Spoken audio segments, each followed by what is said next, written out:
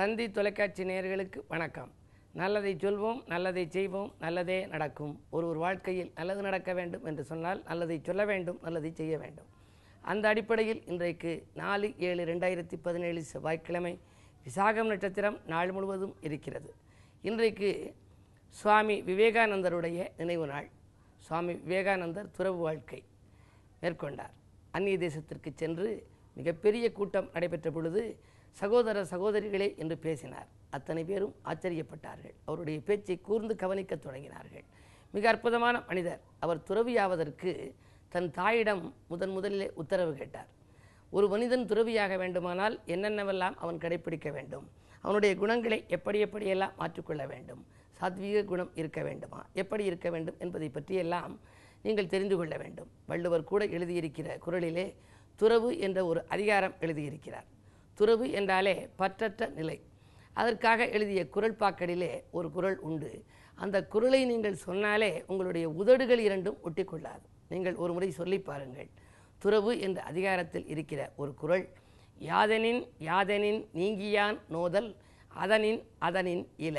இதை சொல்கின்ற பொழுது உதடு கூட ஒட்டிக்கொள்ளவில்லை. அப்படியானால் பற்று இருக்கக்கூடாது என்பதை மிக தெளிவாக வள்ளுவர் விளக்குகிறார். அப்படிப்பட்ட துறவியாக வர வேண்டும் என்று விவேகானந்தர் ஆசைப்பட்டு தாயிடம் கேட்டார். நான் துறவு வாழ்க்கையை மேற்கொள்ள வேண்டும் என்று கேட்டார். கேட்டவுடனே தாய் சொன்னார், அங்கே இருக்கிற அந்த மூலையிலே வைத்திருக்கக்கூடிய கத்தியை எடுத்துக்கொண்டு வா என்று சொன்னார். இவருக்கு ஒன்றும் புரியவில்லை. நாம் துறவியாக வேண்டும் என்று விரும்புகிறோம், ஆனால் நம்முடைய தாயோ நம்மை சோதிப்பதற்கு அந்த கத்தியை எடுத்து வா என்று சொன்னார்களே என்று சொல்லி கத்தியை எடுத்து கொண்டு போய் தாயிடம் கொடுத்தார். தாய் அதை வாங்கி கொண்ட பின்னாலே, உனக்கு துறவியாவதற்கான தகுதி இன்னும் வரவில்லை என்று சொல்லிவிட்டார். கொஞ்ச நாள் ஆனது. மீண்டும் சில மாதங்கள் கழித்து நான் துறவியாக விரும்புகிறேன் என்று சொன்னார். மீண்டும் அந்த அம்மையார் கத்தியை எடுத்துக்கொண்டு வா என்று சொன்னார். விவேகானந்தர் கத்தியை எடுத்துக்கொண்டு போய் கையிலே கொடுத்தார். இன்னும் உனக்கு அதற்கான குணநலன்கள் பண்புகள் வரவில்லை, துறவியாவதற்கான தகுதிகள் இன்னும் உனக்கு வரவில்லை, ஆகையினாலே நீ இங்கேயே இருக்கலாம் என்று சொல்லிவிட்டார். மிகவும் வருத்தப்பட்ட விவேகானந்தர் இன்னும் கொஞ்ச நாள் கழித்து மீண்டும் அம்மா நான் துறவியாக விரும்புகிறேன் என்று கேட்டார். அப்பொழுது தாய் சொன்னார், மீண்டும் அந்த கத்தியை எடுத்து வா என்று. கத்தியை கொண்டு வந்து கொடுத்த உடனே, இப்பொழுது நீ பக்குவம் அடைந்து விட்டாய், அதனால் நீ நன்றாக துறவியாகலாம், மக்களுக்கு உபதேசங்கள் செய்யலாம் என்று சொன்னார். என்ன நடந்தது என்றால், முதலிலே கத்தியை கொடுக்கின்ற பொழுது கைபிடி இவர் பக்கமும் கத்தி அவருடைய தாயின் பக்கமும் இருந்தது. மறுபடியும் கொடுத்த பொழுது கைபிடி இவர் பக்கமும் அந்த கூர்மையான கத்தி பகுதி தாய் பகுதியும் இருந்தது. ஆனால் மூன்றாம் முறையாக கொடுக்கின்ற பொழுது கூர்மையான பகுதி, அந்த குத்துகின்ற பகுதி தன் கைப்பக்கமும், எதிரியின் பக்கம் தன் தாயிடம் கொடுக்கின்ற பக்கத்தில் அந்த கைபிடி பக்கமும் இருந்தது. இப்பொழுது தாய் சொன்னாள், உலக மக்களுடைய துன்பங்களை எல்லாம் பொறுத்து கொள்கிற ஆற்றல் உனக்கு வந்துவிட்டது. எனவே நீ துறவியாவதற்கு உனக்கு தகுதி இருக்கிறது. நீ இந்த துன்பங்களை ஏற்றுக்கொண்டு மக்களுக்கு நன்மை செய்ய விரும்புகிறாய். இதுவரை கைபிடி உன் பக்கமும் கத்தி என் பக்கமும் இருந்தது. இப்பொழுது கத்தி உன் பக்கமும் கைபிடி என் பக்கமும் நீ தந்து விட்டாய். எனவே இப்பொழுதுதான் நீ பக்குவம் அடைந்திருக்கிறாய் என்று சொன்னதாக சொல்வார்கள். இது ஒரு செய்தியாக இருந்தாலும் கூட நாம் விவேகானந்தருடைய நல்ல அவருடைய கருத்துக்களை எல்லாம் கேட்க வேண்டும். அவர் சொல்லிய ஒரு கருத்து, நீ உண்மை சொல்வதனால் ஒரு நன்மை என்னவென்றால், நாம் என்ன சொன்னோம் என்பதை நம் நினைவில் வைத்து கொள்ள வேண்டாம். எனக்கு ரொம்ப பிடித்த வரி இந்த வரி, பொய் சொல்லக்கூடாது, பொய் சொன்ன வாய்க்கு போஜனம் கிடைக்காது என்பார்கள். நம்முடைய தமிழக அரசு சின்னம் சத்தியமேவ ஜெயதே, வாய்மையே வெல்லும் என்று போட்டிருப்பார்கள். வாய்மைதான் வெல்லும். அரிச்சந்திர புராணம் கூட நீங்கள் படித்திருக்கலாம். அவர் சொல்ல கருத்துகளிலே மிக அற்புதமான கருத்து, என் மனதிற்கு பிடித்த கருத்து என்ன என்றால், உண்மை சொல்வதனால் நீ ஒரு நன்மை என்னவென்றால், நீ என்ன சொன்னோம் என்பதை நினைவில் வைத்து கொள்ள வேண்டாம், உண்மையே பேசி என்பதை எவ்வளவு அழகாக எடுத்து சொல்லியிருக்கிறார். அந்த விவேகானந்தருடைய கருத்துக்களையெல்லாம் நீங்கள் ஏற்று நடந்தால் உங்கள் வாழ்க்கையில் நீங்கள் வெற்றி படிக்கட்டின் விளிம்பில் ஏற இயலும் என்பதை தெரிவித்து, இனி இந்திய ராசி பலன்களை இப்பொழுது உங்களுக்கு வழங்கப் போகின்றேன். மேசராசி நேயர்களே, உங்களுக்கெல்லாம் பணியில் இருந்த தொய்வு அகலும் நாள். பக்கத்து வீட்டாருடன் ஏற்பட்ட பகை மாறும், சச்சரவுகள் அகலும். அங்காரகன் செவ்வாய் சூரியனோடு இணைந்து கொஞ்சம் வலுவிழந்திருக்கிறார். இருந்தாலும் அஷ்டமாதிபதியாகவும் உங்கள் ராசிநாதன் செவ்வாய் விளங்குவதால் கெட்டவன் கெட்டிடில் கிட்டிடும் ராஜயோகம் என்பதற்கு இணங்க நீங்கள் திட்டமிடாமல் நினைத்த காரியம் ஒன்று இன்று நிறைவேறப் போகிறது. திறமை மிக்கவர்கள் உங்களுக்கு பின்னணியாக இருந்து உதவிக்கரம் நீட்டுவார்கள். வருமானம் இருமடங்காக உயரும் நாள் இந்த நாள். ரிஷபராசினியர்களே, சுக்கிர பலத்தோடும் குருவின் பார்வையோடும் இன்றைக்கு பிறக்கிறது. வருமானம் திருப்தி தரும். வருங்கால நலங்கருதி எடுத்த முயற்சிகளில் வெற்றி கிடைக்கும். அரசு வழியில் ஏதேனும் சலுகைகளை எதிர்பார்த்து காத்திருந்தால் அது நடைபெறும். கல்யாணமாகவில்லையே என்ற கவலை மாறும். வரன்கள் வாயில் தேடி வரலாம். இந்த நாள் உங்களுக்கு ஒரு நல்ல நாள்.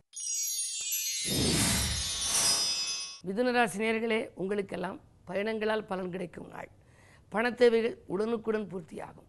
ராசிநாதன் புதன் 2இல் இருப்பதால் பொருளாதாரம் நன்றாக இருக்கிறது. உறவினர்களின் ஒத்துழைப்பும் உங்களுக்கு கிடைக்கும். நண்பர்களின் ஒத்துழைப்பும் நல்ல விதமாக கிடைக்கலாம். வீடு இடம் வாங்குவதற்காக எடுத்த முயற்சிகளில் வெற்றி உண்டு.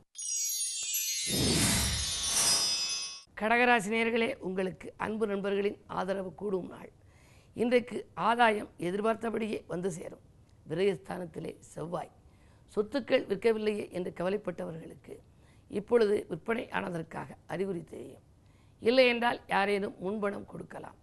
சூரியன் 2க்கு அதிபதி 12இல் இருப்பதால் நீண்ட தூர பயணங்களை ஒரு சிலர் மேற்கொள்ள நேரிடும். குடும்பத்தினருடன் குதூகல பயணங்களை மேற்கொள்ளும் சூழ்நிலை கூட உருவாகலாம். சிம்மராசி நேயர்களே, உங்களுக்கெல்லாம் இன்றைக்கு வழக்குகள் சாதகமாக முடியும் நாள். இன்றைக்கு வள்ளல்களின் ஒத்துழைப்பும் கிடைக்கும். வசதி மிக்கவர்களின் ஒத்துழைப்பும் உங்களுக்கு தானாகவே வந்து சேரலாம். பணப்பற்றாக்குறை அகலும். வாங்கல் கொடுக்கல்களில் இருந்த ஏமாற்றங்கள் தீரும். குழந்தைகள் நலன் கருதி நீங்கள் ஏதேனும் முயற்சி செய்திருந்தால் அதிலும் உங்களுக்கு வெற்றி உண்டு. ராசிநாதர் லாபஸ்தானத்தில் செவ்வாயோடு யோகாதிபதியோடு இணைந்திருக்கிறார். விலகிச் சென்ற உடன்பிறப்புகள் கூட விரும்பி வந்து சேரும் நாள் இந்த நாள். கன்னிராசி நேயர்களே, உங்களுக்கெல்லாம் குரு பகவானின் அருள் இருக்கிறது. குருவினுடைய ஆசி மிகுந்திருக்கும் நாள் இந்த நாள். எனவே வசதிகள் உங்களுக்கு பெருகும். வருமானம் திருப்திகரமாக இருக்கும். கேட்ட இடத்தில் உதவிகள் உங்களுக்கு கிடைக்கும். குடும்ப முன்னேற்றம் கருதி நீங்கள் ஏதேனும் முயற்சி செய்திருந்தால் அதிலும் வெற்றி உண்டு. உத்தியோகத்திற்காக எதிர்பார்த்து காத்திருப்பவர்களுக்கு இன்றைக்கு அழைப்புகள் வரலாம். துலாம் ராசி நேயர்களே, உங்களுக்கு சந்திரபலம் நன்றாக இருக்கிறது. இன்றைக்கு கேட்ட இடத்தில் உதவிகள் கிடைக்கும் நாள். கிளைத்தொலை தொடங்க வேண்டும் என்று விரும்பினால் அதிலும் உங்களுக்கு ஆர்வம் கூடும். அதற்கான முயற்சியிலும் உங்களுக்கு அனுகூலங்கள் உண்டு. 2லே சனி பகவான் வக்ர இயக்கத்தில் இருப்பதால் ஆரோக்கிய தொல்லை சிறிது இருந்தாலும் கூட அச்சுறுத்தல்கள் ஏற்படாது. வருமானம் போதுமானதாக இருக்கும். புதன் பலம் நன்றாக இருக்கிறது. விலகிச் சென்ற உறவினர்கள் விரும்பி வந்து சேருவர். சுபகாரிய பேச்சுக்கள் நல்ல முடிவுக்கு வரும். இந்த நாள் உங்களுக்கு ஒரு மிக இனிய நாள். விருச்சிக ராசி நேயர்களே, உங்களுக்கெல்லாம் நம்பிக்கைக்கு உரியவர்கள் நல்ல தகவல் கொண்டு வந்து சேர்க்கும் நாள். இன்றைக்கு நாணய பாதிப்புகள் அகலும். கொடுத்த வாக்கை காப்பாற்றுவீர்கள். நாகரிக பொருட்கள் வாங்குவதிலே அக்கறை உண்டு. அது மட்டுமல்ல, சுக்கிரபலம் இருப்பதால் ஆடை ஆபரண சேர்க்கை உண்டு. அதிகாரிகள் அனுகூலமாக நடந்து கொள்வார்கள். அது மட்டும் அல்ல, உத்தியோகத்திற்காக எதிர்பார்த்து காத்திருப்பவர்களுக்கு நல்ல உத்தியோக வாய்ப்புகள் இன்றைக்கு கிடைப்பதற்கான அறிகுறிகள் தென்படும். தொழில் நீங்கள் தொடங்க வேண்டும் என்று விரும்பினால் அதற்கு நண்பர்களின் ஒத்துழைப்பு உங்களுக்கு கிடைக்கும். லாபஸ்தானத்தில் குரு இருப்பதால் கவலைப்பட தேவையில்லை.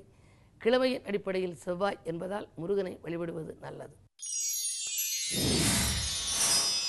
தனுசு ராசி நேயர்களே, உங்களுக்கெல்லாம் உதாசீனப்படுத்தியவர்கள் ஓடி வந்து இணையும் நாள். உங்களை விட்டு விலகிச் சென்றவர்கள் உங்களோடு வந்து இணையப் போகின்றார்கள். சுப செலவுகள் அதிகரிக்கும். பயணங்கள் பலன் தருவதாக இருக்கலாம். போன் மூலம் அதிகாலையிலேயே பொன்னான செய்தி ஒன்று வந்து சேரும். ராகுகேது பயிற்சி விரைவிலே நிகழவிருக்கிறது. பேச்சுக்கு பின்னால் கொஞ்சம் கூடுதல் கவனம் உங்களுக்கு தேவை. மகர ராசி நேயர்களே, குருவின் பரிபூர்ண பார்வை உங்கள் ராசியில் பதிவதால் சம்பள உயர்வு பற்றிய சந்தோஷ தகவல் வந்து சேரும். அன்பு நண்பர்களின் ஆதரவு பெருகும். நடக்கும் தொழிலை விரிவுபடுத்த நினைப்பீர்கள். கேட்ட இடத்தில் உங்களுக்கு உதவிகள் கிடைக்கும். வங்கி சேமிப்பும் உயரும். பாக பிரிவினைகள் சுமூகமாக முடியும். இந்த நாள் ஒரு நல்ல நாள்.